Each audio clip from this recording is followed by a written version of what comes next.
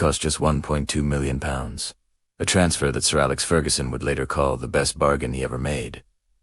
And he wasn't wrong. In his very first season, Cantona's presence was electrifying. He wasn't just scoring goals, he was conducting the orchestra. His flicks, his vision, his sheer audacity on the ball unlocked the potential of players around him like Ryan Giggs, Paul Inge, and Mark Hughes. He didn't just join the team, he took command.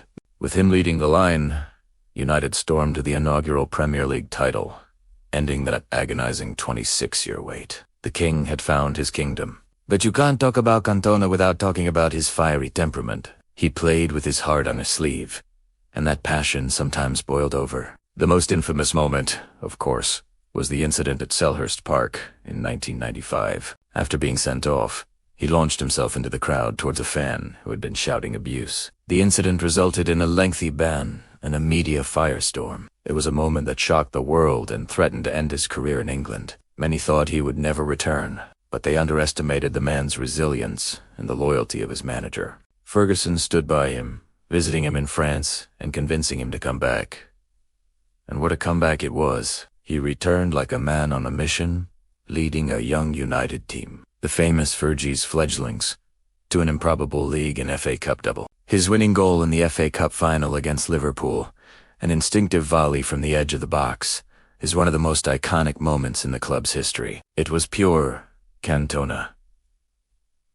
A moment of genius when it mattered most. His influence went far beyond the pitch. He brought a continental flair and a swagger that English football had never seen. He made the number 7 shirt at Old Trafford legendary, a symbol of creativity and maverick talent. Players started popping their collars.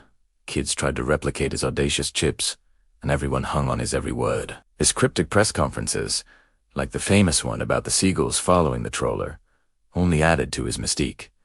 He was more than a player. He was a cultural phenomenon. Then, just as suddenly as he had arrived, he was gone. In 1997, at the age of just 30, Eric Cantona announced his retirement from football. He had just won his 4th league title in 5 seasons, and was at the peak of his powers. The fans were heartbroken, but Cantona, ever the individualist, said simply, "I have lost the passion." He had achieved everything he wanted to achieve and decided to walk away on his own terms, leaving a legacy that would last forever. After football, he pursued his other passions: acting, painting, and beach soccer. He became a movie star in France, proving that his charisma translated from the pitch to the silver screen. He has remained a powerful voice, never afraid to speak his mind on social issues. So what is Eric Cantona's legacy? He was the genius who kick-started Manchester United's era of dominance. He was the rebel who played by his own rules. He was the philosopher who made us think. He showed that football could be more than just a game. It could be